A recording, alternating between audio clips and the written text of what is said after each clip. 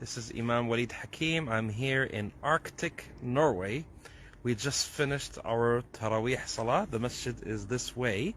You've heard about the midnight sun before, but I'm actually going to show it to you now. So this is it right behind me, as you see over here.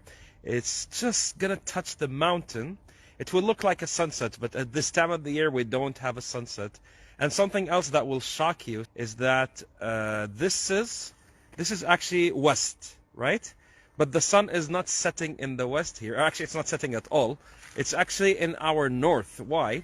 Because this sun keeps going around the sky in circles. It doesn't set. It just keeps going around in circles all day.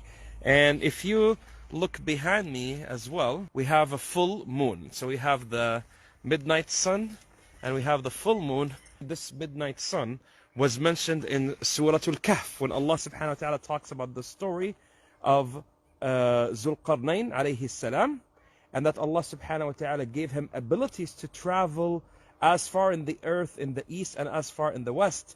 And during these travels, Allah subhanahu wa ta'ala says that he went and saw some people who Allah did not give any coverings from the sun.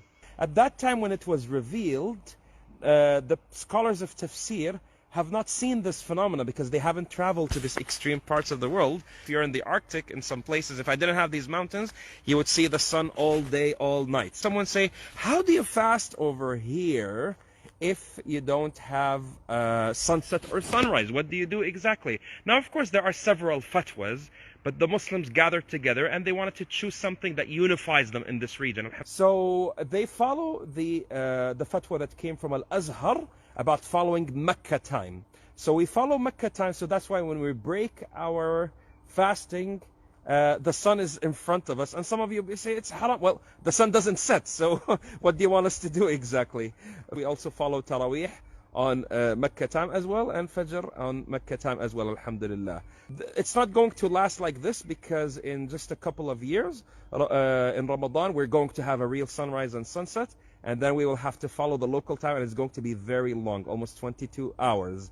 We are above the Arctic Circle already. We're just a short flight from the North Pole, but it's green over here because we are near the ocean, and the ocean gets warm waters from the Gulf of Mexico, which alhamdulillah keeps us a bit warmer here in winter.